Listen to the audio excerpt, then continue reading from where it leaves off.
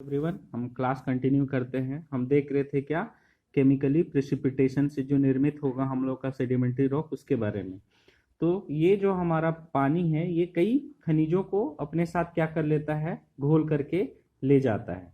अब क्या होता है कभी कभी कि ये जो खनिज है, मान के चलिए ये वाला हमारा जो खनिज है ये, तो अब ये जो खनिज है, अब पानी में जैसे हम लोग क्या करते हैं, एक गिलास में शक्कर डालते हैं। अब शक्कर का परसेंटेज बढ़ाते जाते हैं उसको। उसके बाद में इसको क्या करते हैं, घोलते जाते हैं। लेकिन एक टाइम ऐसा आता है कि वो जो शक्कर है वो पानी में घुलना बंद हो जाता है। तो अब क्या होता है, उसका जो परसेंटेज है वो जब बहुत ज्यादा हो जाता है, तब ये तली में क्या होने लग जाता है, बैठने लग जाता है, जब इसमें और मिलाया जाए तो। ठीक उसी प्रकार से हमारा जो जो पानी है, अब जब इसमें हमारा कोई सभी खनिज, जैसे कि यहाँ मान के चलिए हम कैल्शियम, हाँ, जैसे कि कैल्शियम कार्बोनेट की बात करते हैं। तो जैसे हमारा कैल्शियम कार्बोनेट की मात्रा जो है CaCO3, जब ये बहुत ज़्यादा बढ़ जाता है, तो अगर इसमें और घोला जाए तो अब ये घुलेगा नहीं, ये क्या होने लग जाएगा, तो ये तली में बैठने लग जाएगा। और बैठने के बाद ये क्या हो जाएंगे, हम लोग के एक निक्षेप का निर्माण कर लेंगे। ठीक, तो ये क्या हो जाएगा, हम लोग का निक्षेप का निर्माण कर लेगा। तो इस विधि से बनता है हमारा क्या, लाइमस्टोन बनता है। ठीक है, तो हमारा जो लाइमस्टोन हो गया, चूना पत्थर हो गया, तो ये सब हमारी इसी विधि से बनते हैं। तो ये सब जो सेडिमेंट्री रॉक रहेगा, जो हम लोग का केमिकली प्रेसिपिटेशन के कारण में बनेगा, तो इसको बोलते हैं हम लोग क्या, केमिकल डिपॉजिट्स बोलते हैं। ठीक है, तो इसके एग्जाम्पल क्या हम लोग के, लाइमस्टोन हो गए। ठीक, जो ऊपर वाले का था, इसका एग्जाम्पल हो गया कि हम लोग का सैंडस्टोन, और इसका एग्जाम्पल क्या हो जाएगा हम लोग का, लाइमस्टोन, या तो फिर चूना पत्थर। ठीक, तो ये सब हम लोग के किसके हो गए एग्जाम्पल, केमिकली प्रेसिपिटेशन के। अब नेक्स्ट देखते हैं हम लोग, इसमें जो नेक्स्ट क्लासिफिकेशन था हम लोग का, वो था ऑर्गेनिकली डिपोजिटेड के बारे में। ऑर्गेनिकली डिपोजिटेड जो रॉक रहेगा उसके बारे में। ठीक, तो इसको क्या बोलते हैं हम लोग दूसरे नाम से, जो इस विधि से जो रॉक बनता है उसको बोलते हैं हम लोग क्या, ऑर्गेनिक डिपॉजिट बोलते हैं।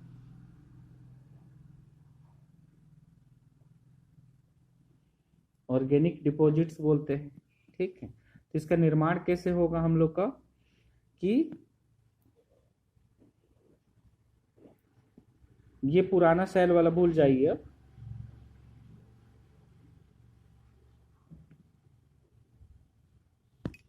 अलग अलग कंडीशन हो सकते हैं, जैसे कि ये हमारा हो गया क्या, पानी।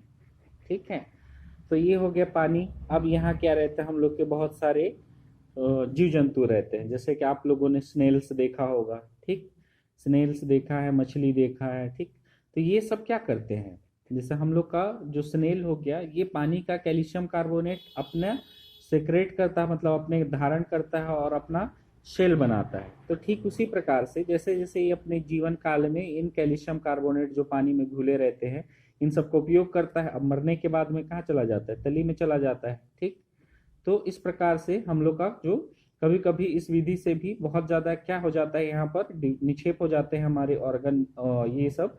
तो इसके बाद में ये क्या हो जाते हैं, यही कालांतर में जब अवसादी शैल में चेंज होते हैं, तो इसी को कहा जाता है हम लोग का क्या, ऑर्गेनिक डिपॉजिट्स कहा जाता है। ठीक है, जो ऑर्गन्स के द्वारा हमारा निक्षेप किया जाता है, या तो खा करके या तो उसको यूज करके। ठीक, तो इस विधि से हमारा जो निक्षेप बनेगा, इसी को कहा जाता है हम लोग का क्या, ऑर्गेनिक डिपॉजिट कहा जाता है। ठीक है, तो ये हो गया आप लोग का नॉर्मल इंट्रोडक्शन, किसके बारे में, आप लोग का अवसादी सेल के बारे में। इसके बाद भी है जैसे कि बहुत सारा, जैसे कि मैकेनिकली डिपॉजिट में ही आप लोग का आएगा क्या, रूडेशियस रॉक आएगा, कैलकेरियस आएगा, तो ये सब बहुत सारे हैं। इसके बारे में और डिटेल जब हम लोग सेडिमेंट्री रॉक के बारे में जब पढ़ेंगे, तब हम लोग इसके बारे में और डिटेल पढ़ेंगे। तो हम लोग बस इसका एक बेसिक इंट्रोडक्शन पढ़ रहे हैं कि कौन कौन से टाइप के होते हैं और क्या होते हैं। ठीक है, जब इसका और ज्यादा डिटेल क्लासिफिकेशन करेंगे, वो हम आगे करेंगे।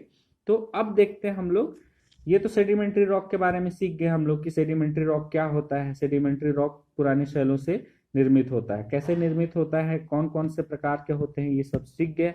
अब हम लोग चले जाते हैं कहीं फील्ड में, या तो फिर हम लोग चले जाते हैं घूमने। तो जब हम लोग फील्ड में जाते हैं, तो जैसे हम लोग किसी अग्नेय शैल को पहचानने का कोशिश कर रहे थे, तो उसी प्रकार से हम लोग क्या सेडिमेंट्री रॉक को भी क्या करते हैं, पहचानने का कोशिश करते हैं। तो इसको किन किन बेसिस पे हम लोग पहचानने का कोशिश करेंगे, या तो फिर हम लोग क्या मतलब कौन कौन से ऐसे चीजों का अध्ययन करेंगे कि हम लोग को वो सेडिमेंट्री रॉक के बारे में जानकारी देगा। ठीक है, तो ये सब जो जानकारी है, तो सबसे पहला चीज तो है कि जो हमारा सेडिमेंट्री रॉक रहेगा वो सॉफ्ट रहेगा, जनरली सॉफ्ट मिलता है।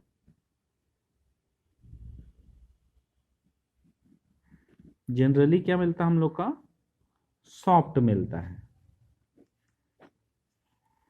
या कोमल रॉक जो होता है वो हम लोग का होता है क्या, सेडिमेंट्री रॉक जनरली क्या होता है, कम हार्ड रहता है या सॉफ्ट रहता है। ठीक, उसके बाद क्या होता है, इसमें जो हमारा अवसादी सेल रहता है इसमें पाया जाता है क्या, स्ट्रेटिफिकेशन, या तो फिर बोल सकते हैं इसका बेडिंग।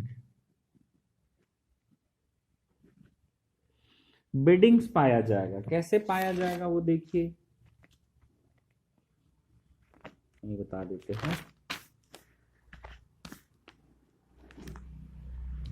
एक साल में इस प्रकार के सेडिमेंट निक्षेपित कर दिया, ठीक।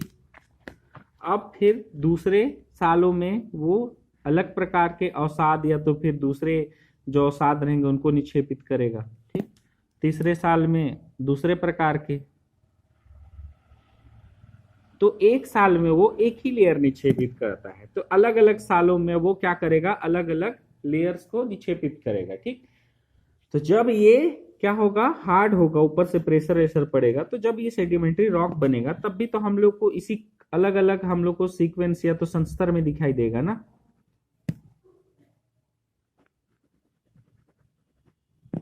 इस प्रकार से तो ये आप लोग को अंतर दिखा कि आप लोग का जो अवसादी सेल रहेगा उसमें संस्तरण पाया जाएगा, उसमें क्या पाया जाएगा, बेडिंग पाया जाएगा, ठीक। बेडिंग क्यों पाया जाएगा, क्योंकि अलग अलग सालों में अलग अलग वो क्या करेगा, अवसाद और अलग अलग प्रकार के भी अवसाद निक्षेपित कर सकता है, ठीक। तो एक साल में इतना लाया, दूसरे साल में इतना, या तो 10 साल में इतना, 20 साल में इतना, 30 साल में इतना, ठीक है। तो इस प्रकार से अलग अलग सालों में वो अलग अलग प्रकार से अवसादों का निक्षेपण करता है, जिसके कारण से हम लोग का क्या बनता है, वहां बेडिंग्स बनता है या तो फिर संस्तरण पाया जाता है, ठीक।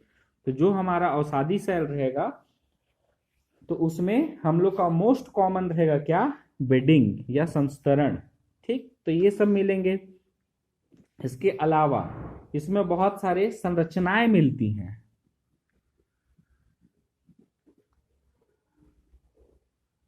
इसमें बहुत सारे स्ट्रक्चर्स मिलते हैं, ठीक। बहुत सारे क्या मिलेंगे, संरचनाएं मिलेंगी, जैसे कि आप लोग का हो गया रिपल मार्क्स, ठीक, क्रॉस बेडिंग, और सारे बहुत सारे लैमिनेशन, ये सारी चीजों के बारे में बताएंगे आप लोगों को, डिटेल में पढ़ेंगे जब आगे नेक्स्ट जाएंगे तब। तो स्ट्रक्चर्स पाए जाएंगे।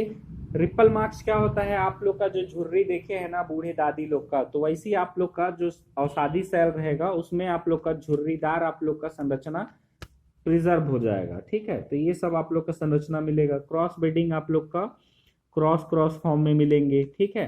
अब लेमिनेशन मतलब कि आप लोग का ये एक प्रकार का बेडिंग ही है, लेकिन आप लोग का ये लेमिनेशन मतलब 1 मिलीमीटर से कम, या तो 1 मिलीमीटर के जो हमारे 1 सेंटीमीटर से जो छोटे रहते हैं बेड, उसको बोलते हैं हम लोग क्या, लेमिनेशन।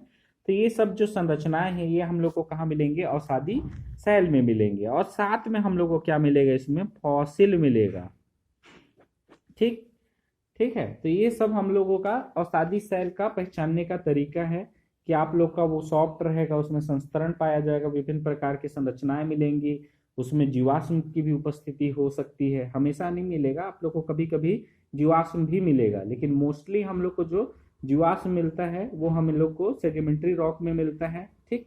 तो ये सब पहचानने का तरीका है, क्राइटेरिया है किसी सेडिमेंट्री रॉक को, ठीक है। तो ये सब विधि को आप लोग अप्लाई करके फील्ड में किसी अवसादी सेल को क्या कर सकते हैं, पहचान सकते हैं, ठीक है।